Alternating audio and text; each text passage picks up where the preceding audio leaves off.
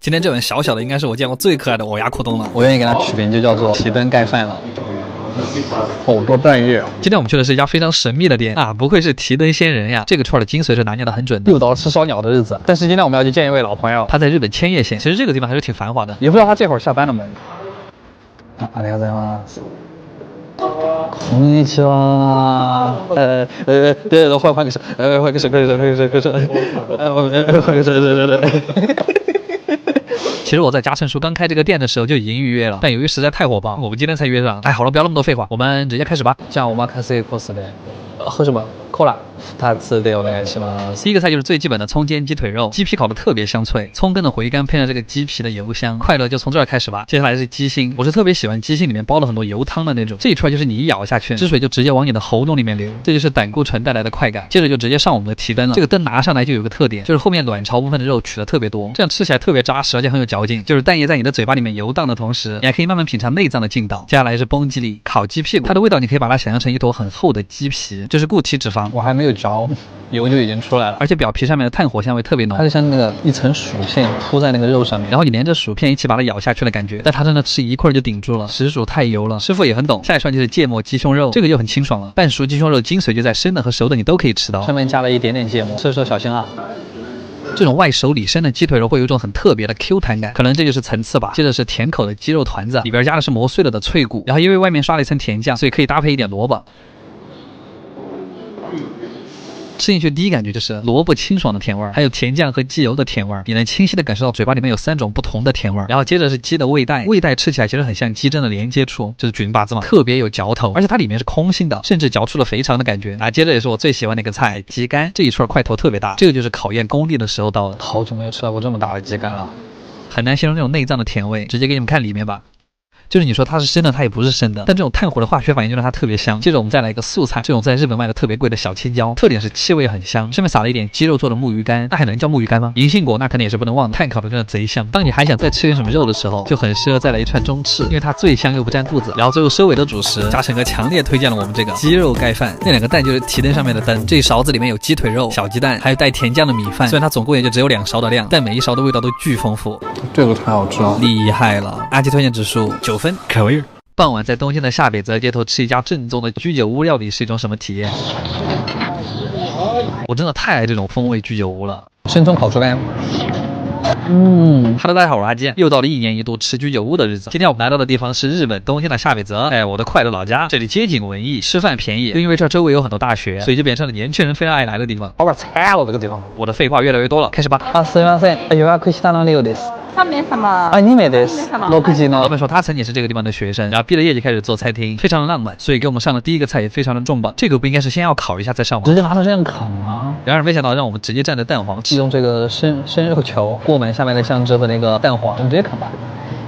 啊，非常的我现在吃饺子馅儿，这是一个烤猪肝串，上面铺的那个是洋葱蒜蓉酱，下面是一碟香油，生葱烤猪肝。我吃进去的第一个感觉就是蒜蓉味和炭香味一起在我嘴里迸发，然后再是香油渗进猪肝里的味道，特别美妙。然后这个是和牛葱煎烤肉，配了一点黄芥末，我们再挤一点柠檬上去就可以吃了。师傅用的不是那种脂肪很多的部位，在日本吃这种烤串的秘诀就是要连着葱一块吃，这种吃起来特别有嚼劲不说，葱的甜味和它肉的甜味还特别的搭，所以哪儿找到这么甜的葱啊？然后接下来这个才是今天的全场最佳。我最爱的烂炖牛舌，这个菜其实很像关东煮，牛勺子压法都烂出汤了，你咬下去的时候就能感觉到里面吸的汤汁会顺着你的牙齿一直扩散到你的整个口腔，而且那个牛舌萝卜汤的味道特别鲜，而且它这个牛舌软嫩到什么程度，就是你会怀疑自己正在嚼的是不是鸡皮，真的就是用舌头轻轻一顶它就散开了，这也太美妙了。然后吃完这盘软的，我们再来盘硬的，炭烤牛舌，同样也是厚切，这个就非常的硬，牛舌边边烤的特别的焦，一层薄盐也没有盖住牛舌本身的味道，烤的就是比煎的香。然后你们猜下这个是什么肉？哎，马肉刺身。但其实我一直品尝不来马肉，因为它吃起来跟牛肉实在太像了。日本人一般会加一点生姜末，哎，但这样不就是更吃不到马肉的味道了吗？那有没有一种可能，这个就是牛肉啊？不过确实嚼起来会比牛肉更软嫩。哎，然后接下来是这个串鸡肉团子，烧鸟店经常能看到，但它这2坨实属有点大了。竹签戳破蛋黄，裹着蛋液吃，再配上下面的照烧酱。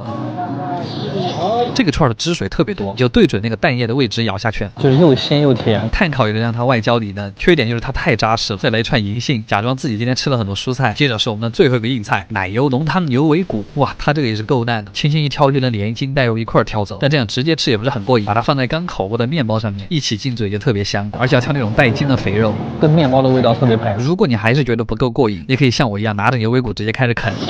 然后这样一盘下肚之后，你就不用再战斗了。好啦，阿基推荐指数8.5分，卡哇样真长胖。家人们，我今天算是彻底明白了个道理，是这种米其林创意餐厅啊，你就别想着吃饱靠呗。我一直在分泌唾沫，你就要怀着一颗菩萨的心去吃，蘸一点土豆泥。我感觉我像是做慈善的。那我们今天先来看看这家米其林怎么样。好好看啊 ！Hello， 大家好，我阿基。之前有人问我米其林是什么意思，你其实大概把它理解成装逼指数就可以了。今天我们去的这家是1颗星，这家店还是我在杂志上面看到的，据说它非常适合情侣来。哎，我杀我自己。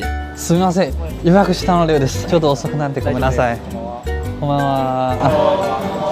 进来第一感觉就是这家店好多厨师啊，这是他们家的菜单，食材全部来自于日本全国各个生产地，一杯餐前茶，还送了一首诗，题目的意思是永远一起饮茶的朋友们，一起喝茶的朋友倒是没几个，哎，但是一起打游戏的倒是可以排到法国。第一个小菜就很漂亮，哎，它真的是个艺术品，哎，甚至里面用的花都还是不一样的。哇，它是那种有颗粒感的咸芝士，我们就给它取名叫咸奶油花菜脆饼好了啊，非常接地气。第二个前菜还有点惊讶，好大的2片黑松露啊，那种刺鼻的汽油味扑鼻而来。哎，我还没有吃过这么大的黑松露。下面是油条一样的东西，我们直接一口吧。上面还有点巧克力酱，油脆的薄饼加上坚果的香味儿，那我们就给它取名叫汽油巧克力油条好了。哎，好掉档次啊！接下来是这个噩梦鱼子酱，我知道肯定会有很多人跟我一样不喜欢吃鱼子酱，因为它很容易做的齁咸。我嘴巴里已经开始咸了。旁边的花就是紫苏叶的花，吃起来就是这样孜然鱼子味。那我们就给它取名叫烧烤酱紫好了。接着上了2个像巧克力球一样的东西，但闻味道并不像是巧克力，直接咬开看吧。韭菜牛肉哎，我再近距离给你们掰一个看看，它外边是一层很厚实的蛋糕，配上一点蔬菜泥，然后中间镶了一坨牛脸肉，就是外面酥脆，里面软嫩。这不就是法国的韭菜盒子吗？韭菜香里面还透着一丝咸奶油的浓郁，就叫它牛肉韭菜炸弹。然后是这一盘纯白的菜，上面一条一条的是白芦笋，撒了一点芥末粉，最下面铺的是煎好的章鱼肉。其实它是有点怪异的，我们就叫它披着羊皮的芥末好了。下一盘菜的厨师还挺帅的，它上面是2种鱼子酱加沙拉酱，咸度跟甜度都控制的刚刚好，里面包的是一颗芦笋，大可不必切开，一口吃反而更香。就是鱼子还是香的，好吃。那这个菜就叫多余的笋子。这个菜好像是萝卜樱花汤，但其实它暗藏玄机。你把它舀起来之后，你发现下面是蔬菜汤，哇，模仿的那种樱花落在草坪上面的绿色的感觉，你知道吧？我感觉我们像第一次进城的那样。又是一件艺术品了呀，家人们，味道其实就是蛤蜊汤的味道。然后我们接着还是前菜，这个是加了日本酒的酸面包，因为是现烤的，所以那个酒的味道其实还闻得到。配了一小碗黄油，为什么白色的也叫黄油啊？而且它在切好之后还会再给你烤一下，一定要把所有表面都烤得焦脆。我们要把它从中间撕开，要尽可能多的涂在它那个表面上。黄油在浸湿了里面的面包之后，口感就变得更松软了，你甚至一挤还能挤出油来。然后我们整整吃完了9981个前菜之后，才到了我们的第一个主菜。首先是一盘会吐泡泡的湿鱼，看它这个白里透红的样子，我就知道味道肯定不一般。鱼肉的外皮煎的脆脆的，但里面仍然是深软细腻。它那个泡泡其实还出乎意料的好吃，味道微甜，还有点清新。接着第2个主菜是牛排，我感觉看到这儿的朋友应该都没有在看牛排吧？我不禁在想一个事儿：牛吃草，我们吃牛，那为什么我们不直接吃草呢？奇怪的人类。虽然它看上去没什么油脂，但它在嘴巴里一咬还是会爆汁。再蘸上一点超浓厚的牛肉酱，然后我们就可以进入甜品阶段了。这个菜好看吧？这个好像是今天颜值最高的一道菜，上面插的是糯米纸，下面加了一点甜酒。这个好像是日本婚礼上面的新娘啊，上面还顶了一片雪花。好冰，它外面是一层微微甜的奶油。然后吃完这个，我们还有6个甜品：蜂蜜马卡龙、云朵巧克力蛋糕、盐味太妃糖、烟熏卡纳雷。现在知道为什么适合情侣来了吧？好了，阿基推荐指数9分，卡哇样，真好吃。